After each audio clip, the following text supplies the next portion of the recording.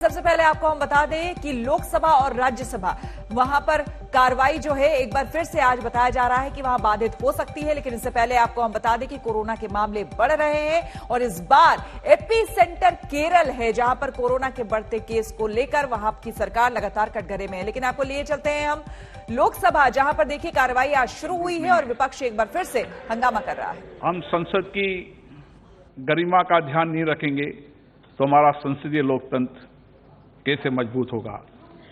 मेरी कोशिश होती है कि सभी सदस्यों को अपने विषय रखने का पर्याप्त समय दूं, पर्याप्त अवसर दूं और उनको यथोचित सम्मान भी दूं और उनका सम्मान रहे, ये मेरी जिम्मेदारी है। क्या आप कल की घटना इस संसदीय गरिमा के अनुरूप मानते हैं? क्या इसे न्यायोचित मानते हैं? हम इसको लोकतंत्र का मंदिर मानते हैं और हम सबकी ये विश्वास भरोसा रहता है कि आसन सबके साथ न्याय करेगा, सबके साथ निष्पक्ष रहेगा। अगर कभी आसन पर कोई प्रश्न हो तो आप मुझे चेंबर में आके कहें, मैं कोशिश करूंगा कि और आसन की गरिमा को बढ़ाने के लिए आपके हमेशा सुझाव मानूं। लेकिन हम सबको सामूहिक रूप से निर्णय करना होगा कि हम कैसे इस सदन की गरिमा और सम्मान को बढ़ा सकते हैं। आज सारे विश्व में भारत का लोकतंत्र सशक्त है, मजबूत है। हम विश्व के कई देशों में कहते हैं कि भारत में लोकतंत्र पारदर्शिता भी है, जवाबदेही भी है। ये सदन जनता के प्रति जवाबदेही भी रहता है। आप एक व्यक्ति नहीं, आप एक संस्था है, लाखों लोगों का प्रतिनिधित्व करते हैं। उनकी अपेक्षाओं, उनको भावनाओं को सदन में रखते हैं ताकि उनके अभाव को दूर कर सके। मैं पुनः आपसे आग्रह करूंगा कि अगर आप उचित समझते हैं तो हम किस तरह मिलकर इस सदन की गरिमा को बढ़ा सकते हैं, इसका हमें सामूहिक प्रयास करना चाहिए। और मैं आपसे एक बात और कहना चाहता हूं, कि लगातार माननीय सदस्य घटनाओं की पुनरावृत्ति कर रहे हैं। मैं ऐसे माननीय सदस्यों का आग्रह करता हूं कि लगातार ऐसी घटनाएं जो संसदीय परंपराओं के अनुरूप नहीं है, उन घटना की पुनरावृत्ति न करें। अगर ऐसी घटनाओं की पुनरावृत्ति होगी तो मैं आपका सहयोग चाहता हूं। ऐसे सदस्यों के खिलाफ मुझे सख्त कार्रवाई करनी पड़ेगी ताकि हम संसद की मर्यादा को बनाए रखें। सर, सदन जानते हैं कि सर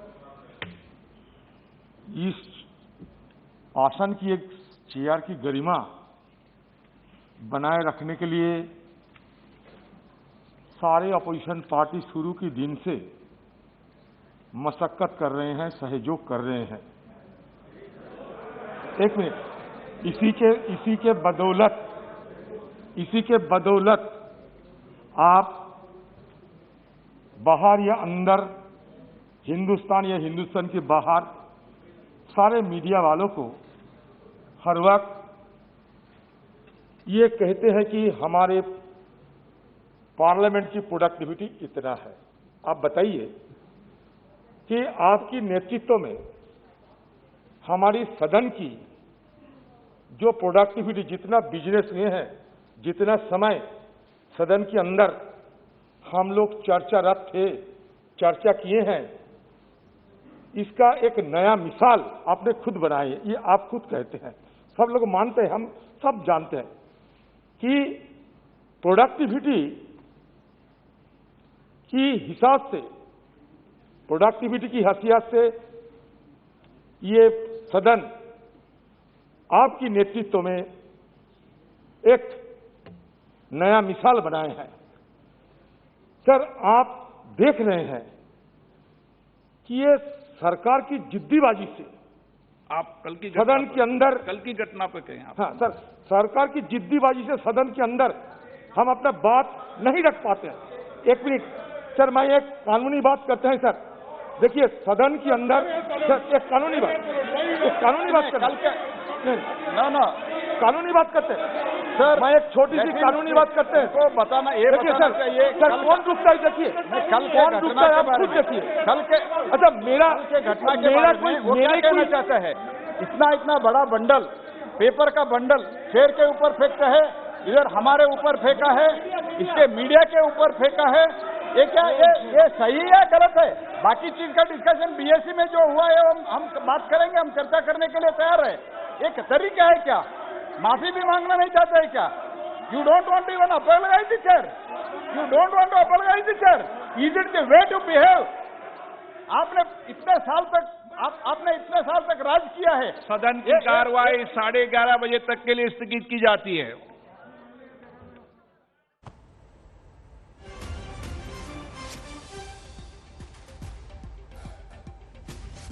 तो इस वक्त की बड़ी खबर आपको हम बता दें कि एक बार फिर से लोकसभा में कार्रवाई जैसे ही शुरू हुई, अधीर रंजन चौधरी बोलना शुरू किए।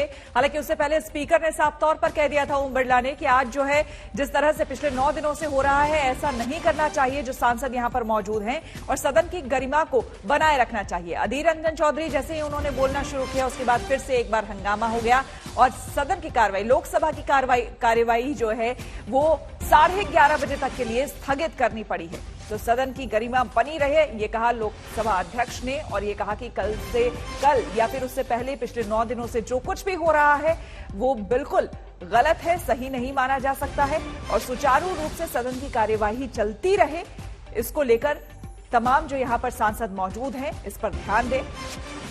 लेकिन एक बार फिर से हंगामा शुरू हो गया जैसे ही अधीर रंजन चौधरी उठे और उन्होंने बोलना शुरू किया। उसके बाद सरकार की तरफ से फिर बयानबाजी और फिर पक्ष और विपक्ष दोनों का हंगामा शुरू हो गया और लोकसभा की कार्यवाही एक बार फिर से 11:30 बजे तक के लिए स्थगित करनी पड़ी। हालांकि पहले से ही ये आशंका थी, लगातार ये बताया जा रहा था कि एक बार फिर से आज का दिन भी वो हंगामेदार रहने के आसार हैं, क्योंकि लगातार जिस तरह से कल विपक्षी एकता को जताते हुए राहुल गांधी सामने आए थे। कल दिनांक 28 जुलाई को जो सदन में घटना हुई है उसे मुझे अत्यंतिक पीड़ा हुई है। आसन पर पर्चे फेंकना, आसन की अवमानना करना हमारी संसदीय परंपराओं के अनुरूप नहीं है। हम संसद की गरिमा का ध्यान नहीं रखेंगे तो हमारा संसदीय लोकतंत्र कैसे मजबूत होगा। मेरी कोशिश होती है कि सभी सदस्यों को अपने विषय रखने का पर्याप्त समय दूं, पर्याप्त अवसर दूं और उनको यथोचित सम्मान भी दूं और उनका सम्मान रहे, ये मेरी जिम्मेदारी है। क्या आप कल की घटना इस संसदीय गरिमा के अनुरूप मानते हैं? क्या इसे न्यायोचित मानते हैं? हम इसको लोकतंत्र का मंदिर मानते हैं और हम सबकी ये विश्वास भरोसा रहता है कि आसन सबके साथ न्याय करेगा, सबके साथ निष्पक्ष रहेगा। अगर कभी आसन पर कोई प्रश्न हो तो आप मुझे चेंबर में आके कहें, मैं कोशिश करूंगा कि और आसन की गरिमा को बढ़ाने के लिए आपके हमेशा सुझाव मानूं।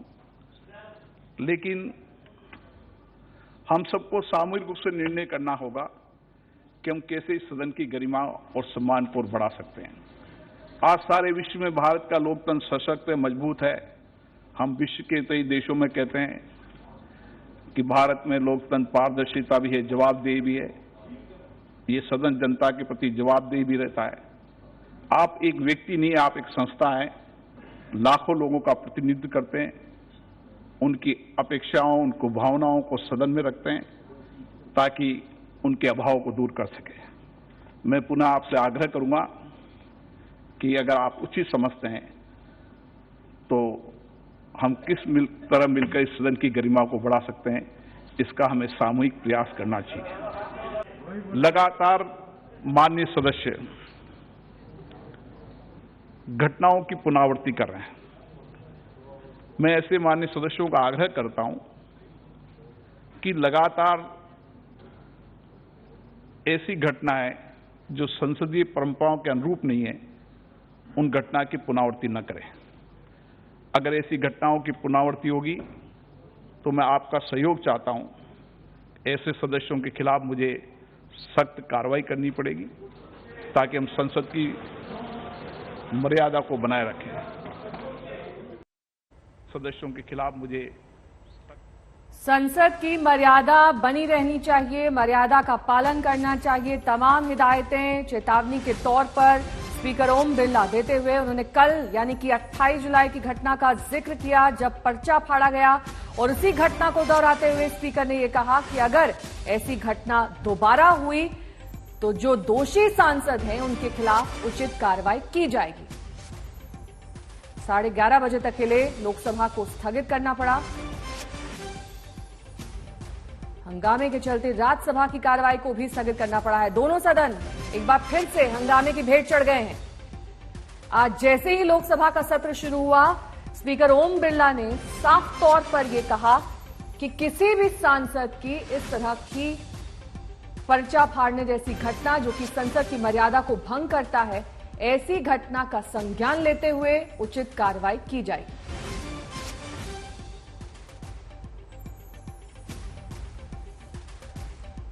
लोकसभा और राज्यसभा दोनों की कार्रवाई को स्थगित करना पड़ा है और कुल 10 मिनट ही ये सदन चल पाए। इस बीच हमने सुना अधीर रंजन चौधरी को, साथ ही प्रहलाद जोशी, दोनों अपनी अपनी बात रख रहे थे, लेकिन प्रहलाद जोशी ने साफ तौर पर कहा कि सरकार सभी सवालों के जवाब देने के लिए तैयार है, लेकिन ये तरीका नहीं है कि आप सदन के भीतर पर्चा फाड़ दें। संसद की गरिमा को बनाए रखना चाहिए और ये सभी सांसदों का कर्तव्य है। तो एक बार फिर से आज वही तस्वीर देखने को मिली जो पिछले 9 दिन से देखने को मिल रही है। आपको बता दें कि लेकिन आज के दिन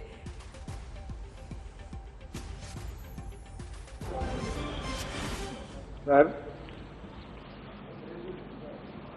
सदन जानते हैं कि सर इस आसन की एक चेयर की गरिमा बनाए रखने के लिए सारे अपोजिशन पार्टी शुरू के दिन से मशक्कत कर रहे हैं, सहयोग कर रहे हैं। एक मिनट, इसी के बदौलत आप बाहर या अंदर, हिंदुस्तान या हिंदुस्तान के बाहर सारे मीडिया वालों को हर वक्त ये कहते हैं कि हमारे पार्लियामेंट की प्रोडक्टिविटी इतना है।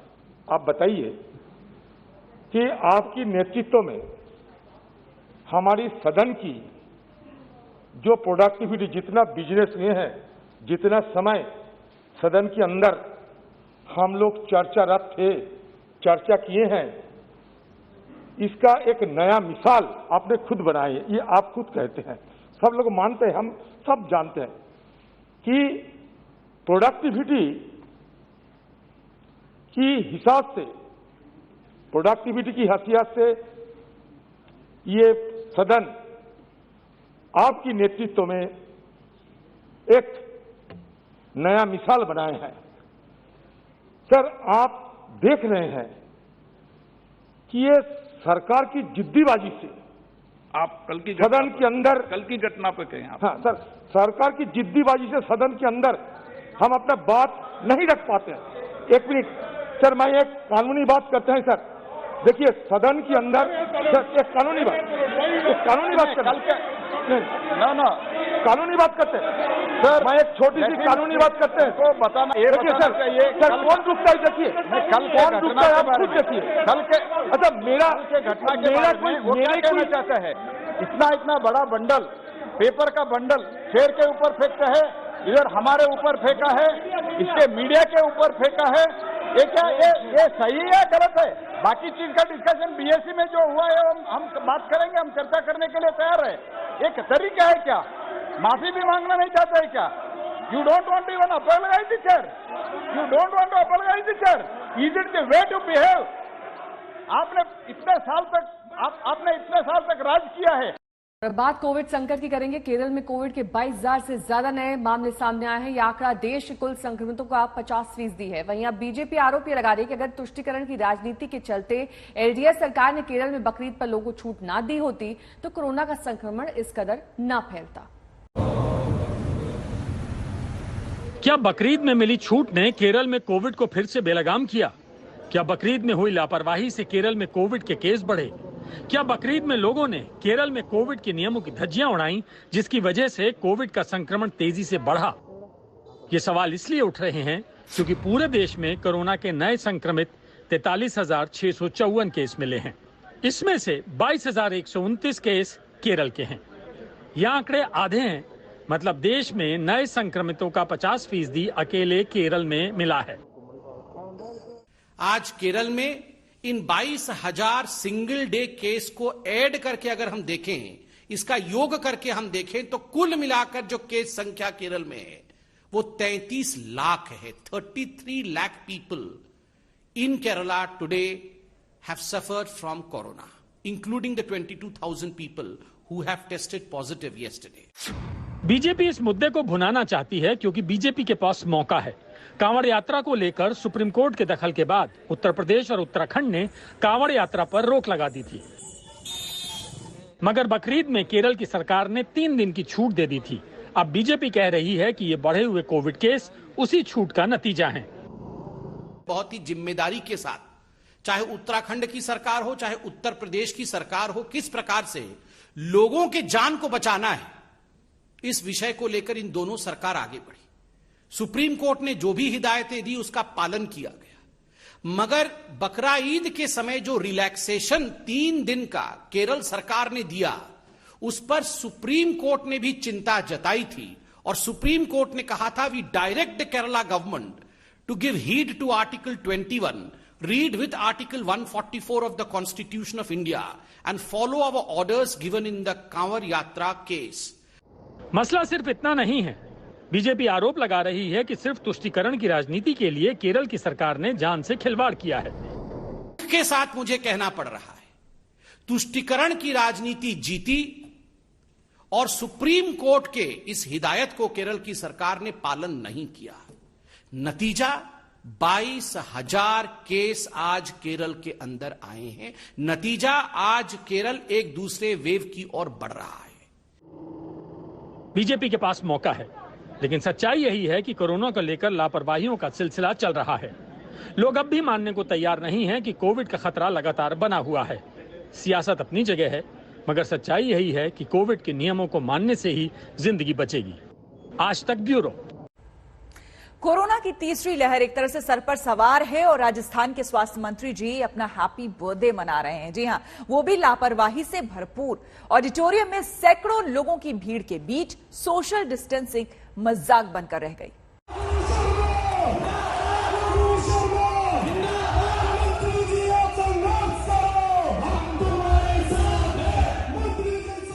कोरोना की तीसरी लहर का संकट जब मुंह खोलकर खड़ा है तो राजस्थान में जनता की जान से ज्यादा जरूरी मंत्री जी का जन्मदिन हो जाता है।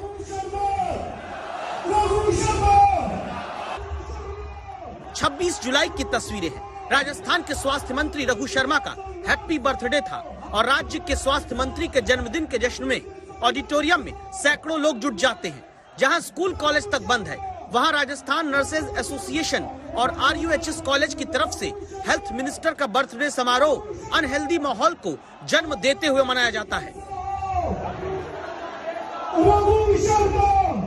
और मंत्री रघु शर्मा जी कहते हैं, कोरोना का दौर खत्म हुआ नहीं है, इसीलिए हम बार बार सोशल डिस्टेंसिंग की बात करते हैं, मास्क लगाने की बात करते हैं, हाथों को सैनिटाइज करने की बात करते हैं।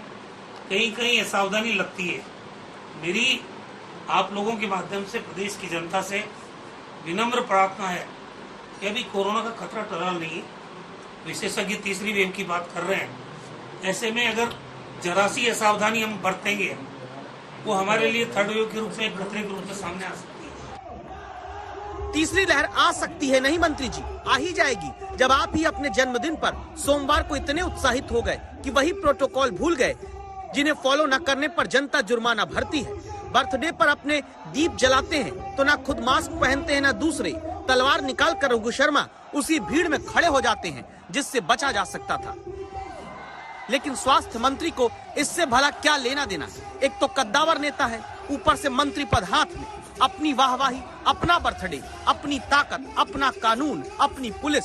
तो भीड़ जुटाओ, बर्थडे मनाओ, बाकी नियम कायदा कानून जनता के लिए है। माना कि अब एक्टिव केस बहुत कम हो गए हैं, पॉजिटिव केस भी 10-20 आ रहे हैं, लेकिन सावधानी किसी भी खतरे को आमंत्रित कर सकती है। इसीलिए बड़े बूढ़े कह गए थे, पर उपदेश कुशल बहुतेरे। जिस राजस्थान में मुख्यमंत्री तक कोरोना से ठीक होने के बावजूद लंबे वक्त क्वारंटीन रहे, जहां बेरोजगारों की भर्ती कोरोना के नाम पर भीड़ जुटाने से बचने के लिए टाल दी जाती है, वहां जनता जिए या मरे, मंत्री जी के जन्मदिन का जश्न मनता रहे। शरद कुमार, जयपुर, आज तक।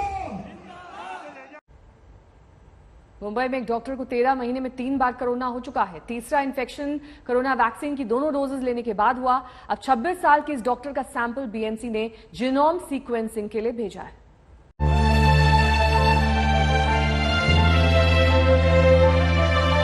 कोरोना से एक बार संक्रमित होने पर ही लोग बुरी तरह घबरा जाते हैं, लेकिन मुंबई की डॉक्टर श्रुति हलारी को 1 नहीं 2 नहीं पूरे 3 बार कोरोना हुआ है। पहली बार में तो उन्हें कोई सिम्टम नहीं था, मगर दूसरी और तीसरी बार डॉक्टर श्रुति को परेशानियां हुई। उनका परिवार भी पॉजिटिव हो गया। वो काफी बुरा वक्त था। हमको कोई रिस्क नहीं लेना था, हमें पूरी तरह से अच्छे से ट्रीटमेंट करनी थी और वायरस को पूरी अपनी बॉडी में से निकाल देना था। इसलिए हम सब एडमिटेड थे। हम लोगों ने सारे मेडिसिन वगैरह लिए, रेमडेसिविर लिया, मोनोक्लोनल एंटीबॉडीज जो डोनाल्ड ट्रंप को दी थी वो मेरे मम्मी पापा और मेरे भाई को भी दी, क्योंकि उन्हें बीमारी थी। मेरे मम्मी और भाई को डायबिटीज है, मेरे पापा को हाइपरटेंशन है। मुझे ऐसा कुछ भी नहीं था, तो इसलिए उन लोगों को ये सब मेडिसिन दी और मुझे सिर्फ रेमडेसिविर दिया। डॉक्टर श्रुति बताती हैं कि उन्होंने हमेशा पूरे प्रोटोकॉल का पालन किया, कोरोना को लेकर हमेशा सावधानी बरती, मगर फिर भी वो संक्रमण से नहीं बच पाई। डॉक्टर श्रुति को पहली बार कोरोना 17 जून 2020 को हुआ था। तब वो कोविड केयर सेंटर में काम कर रही थी। डॉक्टर श्रुति को कोरोना दूसरी बार 29 मई को इसी साल हुआ, जबकि उन्हें कोरोना की दोनों वैक्सीन लग चुकी थी। शुरुआत में तो उन्हें लगा कि उन्हें कोरोना नहीं हुआ होगा, पर जब लक्षण दिखे और टेस्ट करवाया तो वो पॉजिटिव आई। तीसरी बार उन्हें कोरोना इसी महीने 11 जुलाई को हुआ। डॉक्टर श्रुति को वैक्सीन की पहली डोज 8 मार्च को लगी थी और दूसरी डोज 29 अप्रैल को लगी थी। दोस्त और परिवार वाले श्रुति को हिम्मत बनाते हैं और कभी कभी मजाक भी कर लेते हैं। अगर चौथी बार हो जाएगा तो तुझे WHO वाले उठा के लेके चले जाएंगे।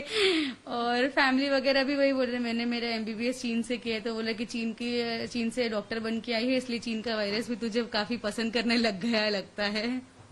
तो दे आर वेरी सपोर्टिव। वो लोग हमेशा अच्छे से करते हैं, सब कुछ बात कर वगैरह करते हैं। कभी मुझे लो फील नहीं करने दिया, हमेशा साथ दिया है। तो एक बार फिर संसद की बात करेंगे, क्योंकि वहां पर हंगामा थमता नहीं दिख रहा है। मॉनसून सत्र का दूसरा हफ्ता, लेकिन हंगामे की रफ्तार वही जो पहले दिन थी। आज भी संसद के दोनों सदनों को स्थगित करना पड़ा। कार्रवाई शुरू होते ही वहां पर हंगामा होने लगा। लोकसभा अध्यक्ष ओम बिरला ने लगातार हो रहे हंगामे पर सदन में अपनी चिंता रखी। ओम बिरला ने सांसदों को बताया कि संसद में चर्चा होना कितना जरूरी है, लेकिन उसके बावजूद यहां पर हंगामा होता रहा, जिसकी वजह से लोकसभा की कार्यवाही 11:30 बजे तक और राज्यसभा की कार्यवाही 12 बजे तक के लिए स्थगित करनी पड़ी। ये सही है गलत है, बाकी चीज का डिस्कशन। आपको बता दें कि मानसून सत्र जब से शुरू हुआ है, पहले से ही आशंका थी, क्योंकि विपक्ष लामबंद है। कई मुद्दे हैं, जिसमें कि अहम मुद्दा अब स्नूप गेट मुद्दा आ गया है। पेगासस मुद्दे को लेकर, कृषि कानून के मुद्दे को लेकर और तमाम ऐसे मुद्दे हैं जिसको लेकर विपक्ष सरकार को लगातार घेर रहा है और चर्चा की मांग कर रहा है।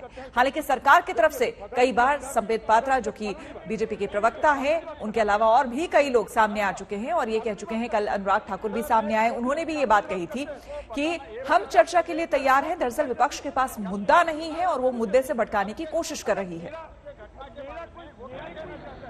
कल दिनांक 28 जुलाई को जो सदन में घटना हुई है, उसे मुझे अत्यंतिक पीड़ा हुई है। आसन पर पर्चे फेंकना, आसन की अवमानना करना हमारी संसदीय परंपराओं के अनुरूप नहीं है। हम संसद की गरिमा का ध्यान नहीं रखेंगे तो हमारा संसदीय लोकतंत्र कैसे मजबूत होगा। मेरी कोशिश होती है कि सभी सदस्यों को अपने विषय रखने का पर्याप्त समय दूं, पर्याप्त अवसर दूं और उनको यथोचित सम्मान भी दूं और उनका सम्मान रहे, ये मेरी जिम्मेदारी है। क्या आप कल की घटना इस संसदीय गरिमा के अनुरूप मानते हैं? क्या इसे न्यायोचित मानते हैं? हम इसको लोकतंत्र का मंदिर मानते हैं और हम सबकी ये विश्वास भरोसा रहता है कि आसन सबके साथ न्याय करेगा, सबके साथ निष्पक्ष रहेगा। अगर कभी आसन पर कोई प्रश्न हो तो आप मुझे चेंबर में आके कहें। मैं कोशिश करूंगा कि और आसन की गरिमा को बढ़ाने के लिए आपके हमेशा सुझाव मानूं, लेकिन हम सबको सामूहिक रूप से निर्णय करना होगा कि हम कैसे इस सदन की गरिमा और सम्मान को बढ़ा सकते हैं। आज सारे विश्व में भारत का लोकतंत्र सशक्त है, मजबूत है। मॉनसून सत्र में लगातार शोर शराबे के पीछे असली वजह सियासी स्कोर करना है। विपक्ष और सत्ता पक्ष एक दूसरे की बखिया उधेड़ने में लगे हैं, लेकिन इस झगड़े में असली नुकसान जनता का है। रोजाना जनता के खजाने के करोड़ों रुपए हंगामे के ऊपर बर्बाद हो रहे हैं, लेकिन किसी को इसकी फिक्र नहीं है। सब अपनी अपनी सियासी रोटियां सेकने में लगे हैं।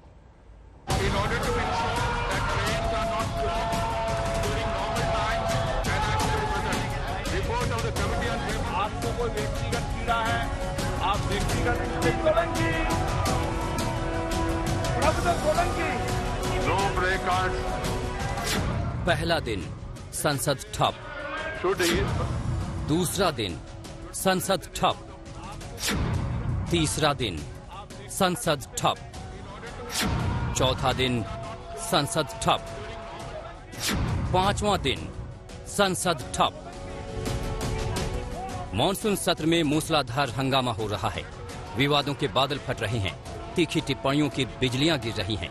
संसदीय आचरण भी पानी पानी हो रहा है। दूसरा हफ्ता खत्म होने को है, लेकिन संसद में शांति भंग का सिलसिला खत्म नहीं हुआ है। जासूसी कांड पर तनी तलवारों की म्यान में वापसी नहीं हो रही है। विपक्ष अड़ा है कि हंगामा खत्म नहीं होने देंगे। सरकार अड़ी है कि विपक्ष को सियासी स्कोर नहीं करने देंगे।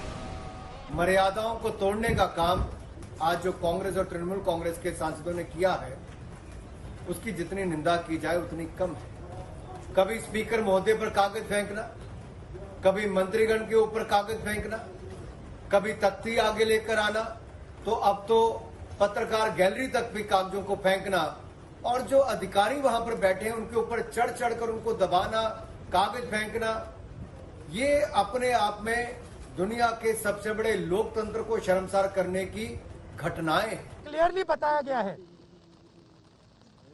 सरकार ने बताया है कि पेगासस पे कोई भी बातचीत नहीं होगी हाउस में।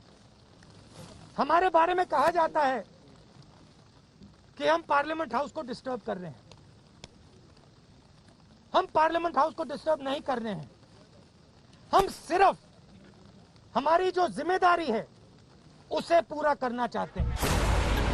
संसद का आलम यह है कि इधर स्पीकर या सभापति सदन में आते हैं और उधर विपक्ष की मोर्चाबंदी शुरू हो जाती है। चंद मिनटों का हंगामा और फिर सदन की कार्यवाही का दी एंड। हाल यह है कि 7 दिनों के कार्य दिवस में लोकसभा सिर्फ 4 घंटे और राज्यसभा सिर्फ 8 घंटे 2 मिनट चली। लोकसभा में 48 घंटे हंगामा की भेंट चढ़े। राज्यसभा में 33 घंटे 8 मिनट स्वाहा हो गए। दोनों सदनों को मिलाकर सरकारी खजाने के 53 करोड़ 85 लाख रुपए बर्बाद हो गए। किसी को ये फिक्र नहीं कि संसद का काम बिल पास करना है, कानून बनाना है, लोकहित के मुद्दों पर मंथन करना है। किसी को चिंता नहीं कि संसद की कार्यवाही पर हर घंटे 2.5 लाख रुपए खर्च होते हैं और कार्यवाही न होने का मतलब है करदाताओं के पैसे का पानी में बह जाना। ये राष्ट्रीय सुरक्षा का मामला है। अगर नेशनल सिक्योरिटी की बात आती है तो सरकार को खुद जिम्मेदारी लेकर आगे आना चाहिए कि जी हाँ, चर्चा होनी चाहिए। इस नुमाइंदगी को दरकिनार करते हुए माईवे और हाईवे वाली चीजें नहीं चलेंगी। कल आपके समक्ष हमने कहा था, कल ही, कि पार्लियामेंट के 2 फंक्शन है, चर्चा और विधेयक। हम विधेयक पर भी चर्चा चाहते हैं, लेकिन जो गंभीर मसले हैं, राष्ट्रीय सुरक्षा से जुड़े हुए मसले हैं, उस पर आप पर्दादारी नहीं कर सकते। और एक विस्तृत चर्चा हो, किसी IT मिनिस्टर की मौजूदगी में नहीं, गृह मंत्री या प्रधानमंत्री जी की मौजूदगी में विशद चर्चा हो, ताकि दूध का दूध और पानी का पानी हो। हम यही तो चाहते हैं कि डिस्कशन करो। वो गवर्नमेंट कहती है कि डिस्कशन से भागना चाहते हो, डिसरप्ट कर रहे हैं पार्लियामेंट को। इससे ज्यादा कोई असत्य बात हो नहीं सकती। इससे बड़ा झूठा आरोप विपक्ष पर नहीं लग सकता है जो लगाया जा रहा है। जरा सोचिए, जब देश पर कोरोना की तीसरी लहर का खतरा मंडरा रहा है, जब कोरोना की चपेट में आई अर्थव्यवस्था लगातार डुबकियां लगा रही हैं, जब रोजी रोटी रोजगार के संकट से आम आदमी हाहाकार कर रहा है, तो संसद से चर्चा के शब्द नहीं, हंगामा और शोर उठ रहा है। हिमांशु मिश्रा, दिल्ली आज तक। और अब बात ममता बनर्जी की, जिनके दिल्ली दौरे का आज चौथा दिन है। आज भी मुलाकातों का एक सिलसिला शुरू हो चुका है, लेकिन सबकी नजर ममता बनर्जी की सोनिया और राहुल गांधी की कल हो चुकी मुलाकात पर है। सवाल बस इतना है कि ममता बनर्जी तो विपक्ष के एकता अभियान में जरूर जुटी हैं, लेकिन क्या कांग्रेस को ममता बनर्जी नेता के तौर पर कबूल होंगी?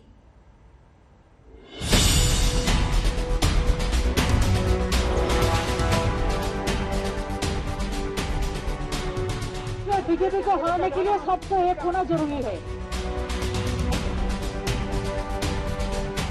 That Mamata Bandyopadhyay would come as a leader of the country. Mamata Banerjee पड़ाव पर पड़ाव पार करने में लगी हैं।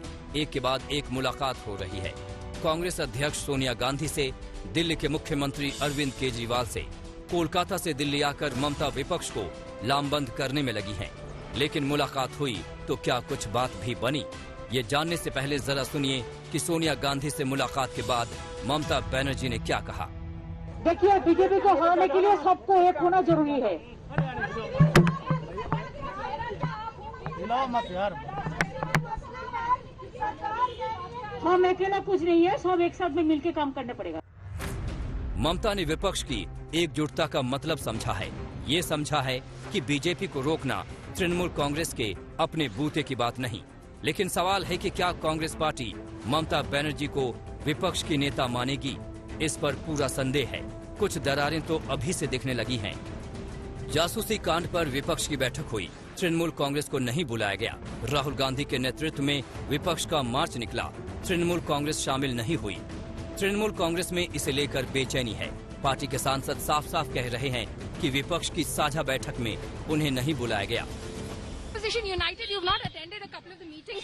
No, there's not a formal opposition meetings has been called by any political party. Mamata Banerjee का मिशन मोदी हटाओ अब गोपनीय नहीं रहा। वो खुलकर अपने इरादे बता रही हैं, मीडिया को दिल्ली आने की वजह बता रही हैं। डंके की चोट पर विपक्ष को एकजुट करने का अभियान आगे बढ़ा रही हैं ममता बनर्जी। उनकी तरफ से कुछ भी दबाया छिपाया नहीं जा रहा है। दिलचस्प ये भी है कि ममता बनर्जी नेता के नाम पर विकल्प खुला रखने की बात करती हैं, तो उनकी पार्टी के सांसद ममता की दावेदारी को पुख्ता करते दिखते हैं। Peoples of the country is having the confidence on Mamata Bandyopadhyay that because of his fighting character, uncompromised attitude and last election, Narendra Modi has got his best lesson of his political career